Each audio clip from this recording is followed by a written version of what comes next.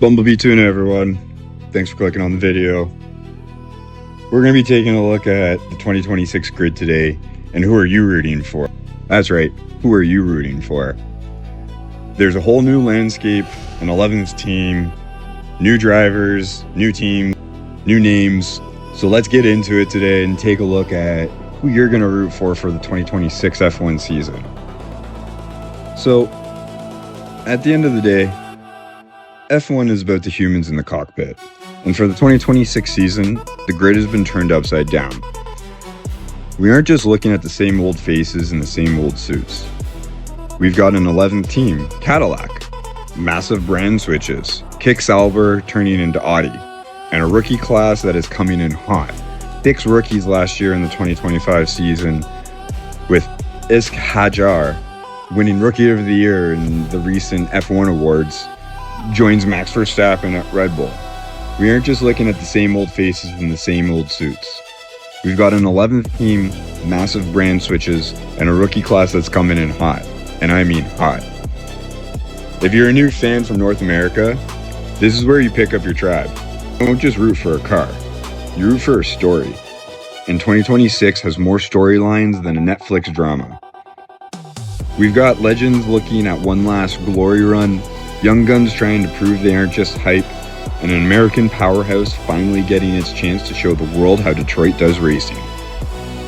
Let's take a look at the 2026 grid, team by team, and figure out who actually deserves your loyalty, because in 2026, the safe bets are gone. We are entering the Wild West of motorsports.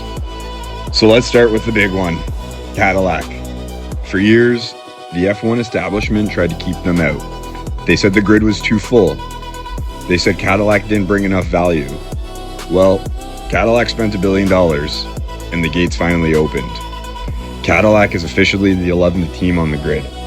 They are starting as a Ferrari customer team, using Italian power, while they build their own American engine for the 2028 season. And look who they put in the seats. They didn't go for rookies, they went for pure, unfiltered experience. We got Sergio Checo Perez and Valtteri Bottas. Think about this. Checo Perez was the Minister of Defense at Red Bull. He won races on the hardest street circuits in the world. He was cast aside by all the big teams, and now he's got a point to prove. Then you got Valtteri Bottas, the man who spent years as Lewis Hamilton's wingman at Mercedes, winning 10 races and standing on 67 podiums. This is the ultimate redemption team. It's 2 veterans who were told, "You're not good enough anymore, go home." Leading an American team, an American brand that was told it wasn't good enough and to stay at home. If you like an underdog with a chip on its shoulder, Cadillac is your team. It's the most American story on the grid, coming in late, being told no, and showing up anyway to kick some ass. Let's see how Cadillac does at the reveal at the Super Bowl halftime show on February 8th. Now we look at the kings of the mountain, Red Bull. This isn't the Red Bull of old. This isn't Red Bull winning out of 22 races like they did in 2023. This isn't Max Verstappen dominating every race of the year because their car is simply better than everyone's. For the first time in over 20 years, the Blue Oval is back in F1. They've spent the last 3 years in a bunker in Milton Keynes helping Red Bull build their first ever in-house engine. Their lineup, Max Verstappen, and the rookie sensation is Hajar. Max is the benchmark for standard. He's a 4-time world champion, and he is arguably the most perfect driver we've seen in a generation. But 2026 is his biggest test. Can he win without a Honda machine, a Honda engine, something he's only done in the past? Can he lead a team into a brand new era of tech, with the likes of Lando and Piastri and Leclerc hot on his tails? And then you've got Hajar. Red Bull finally pulled the trigger and moved away from Yuki Tsunoda to give this kid a shot. Hajar is fast. he's aggressive, and he's French, which usually means he's got a bit of an attitude in the cockpit, which probably resulted in him winning Rookie of the Year for the 2025 season at the F1 Awards. Rooting for Red Bull Ford is like rooting for the 90s Bulls and Michael Jordan, or my favorite, TB12 and the Patriots. They're the ones everyone wants to see fail, but everyone can't believe are winning as much as they are. If you want to see if new Red Bull can dominate like old Red Bull, this is your squad. Now, if you want glamour, if you want history, if you want a classic touch of madness, you root for Ferrari. There's no other question. But 2026 is a special one because of the name Lewis Hamilton. The 7-time world champion, the statistical GOAT, finally left Mercedes to wear the red suit. It's the biggest move in the history of F1.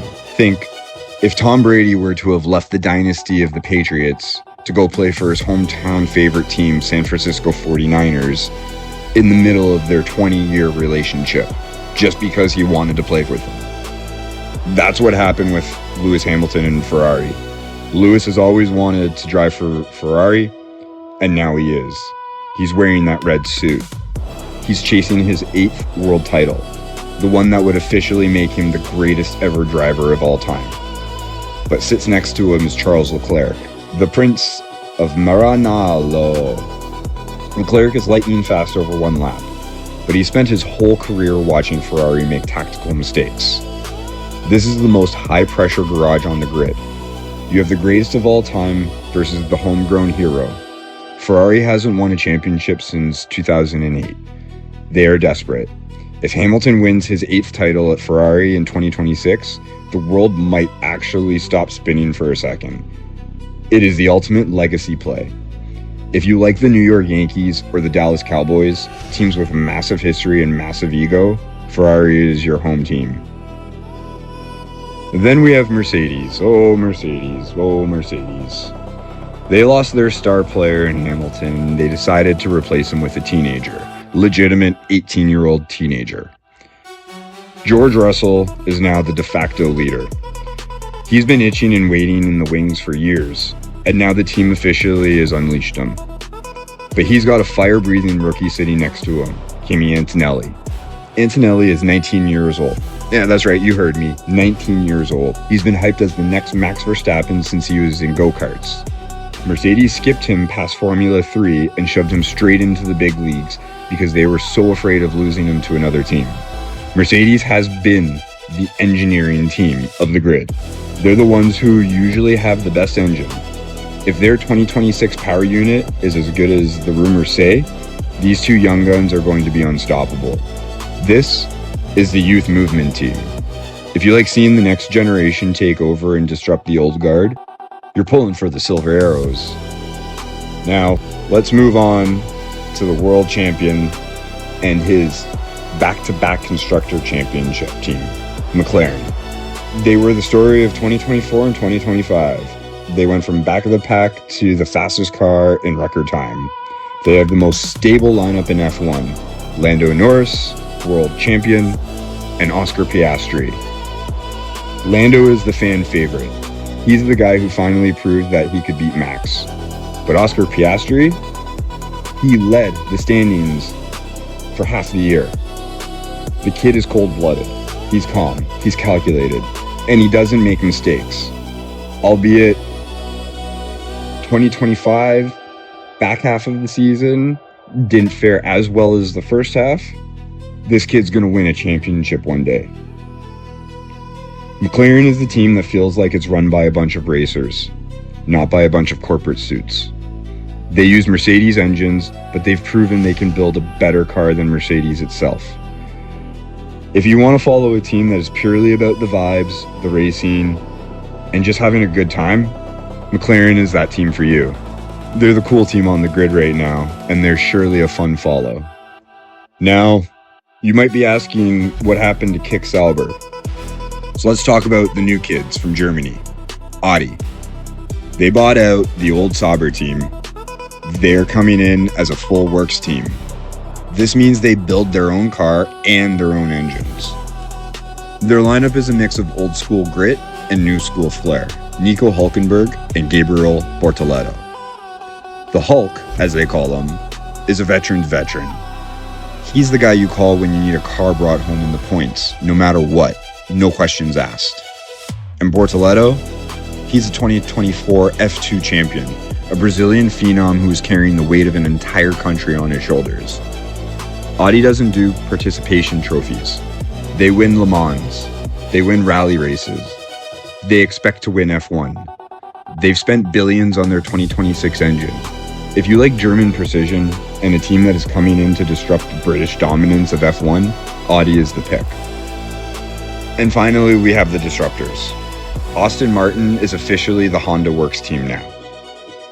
They have Fernando Alonso, who will be 44 years old and still driving like man possessed, and Lance Stroll, the Canadian phenom. With Adrian Newey, the greatest designer in history, some would say, now leading their tech team, Aston Martin could easily be the dark horse for the 2026 championship. Then we have Williams. They've got Alex Albon and Carlos Sainz. Now think about that. Carlos Sainz was the only non-Red Bull driver to win a race in 2023, and now he's at Williams. This is a team with a massive history that has been struggling for a decade. But with the Mercedes engine and that driver lineup, they are the most dangerous midfield team in history. And then there's Haas, because as of 2026, the scrappy Americans are gone, replaced by the TGR Haas F1 team. This isn't just a sponsorship deal, it's a massive technical alliance with Toyota Gazoo Racing.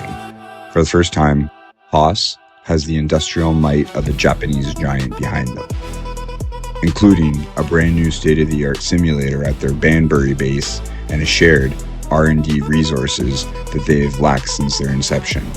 The driving pair is a masterstroke of balance by team principal Io Komasatsu. Esteban Ocon, a proven race winner who brings years of works team experience from Alpine, he's notoriously difficult to overtake and provides the technical feedback a growing team needs. Then the crown jewel of the Ferrari driver academy. After a sensational debut as a teenager, he is now entering his second full season as a Haas driver. He's widely considered a future world champion. Having him in the seat is a massive vote of confidence from a Maranello. And don't sleep on Alpine with Pierre Gasly and Franco Colapinto, or the Racing Bulls with Liam Lawson and Arvad Lindblad. These are the teams where the future stars are born. They may not win every weekend or any weekend per se, but they're the teams that get the drivers the experience they need so they can win those podiums and can win those championships. So who's it going to be? Are you going to be going with the American grit of Cadillac or the American muscle of Red Bull Ford? Are you going to be rooting for the one last dance of Lewis Hamilton at Ferrari? Or are you going to be backing the young, fearless duo at McLaren? The beauty of the 2026 reset is that every single one of these stories starts from zero. There are no bad choices because we don't know what's going to be fast. You're picking a personality, you're picking a brand, you're picking a dream. Go get your gear now, pick your side, because when we hit that first race in 2026, Australia, Melbourne, the talk ends and the racing begins. And trust me, you don't want to be the only one at the watch party without a hat. Thanks for listening today, and if you're still here, Bumblebee Tuna, this is Nunz on the Grid.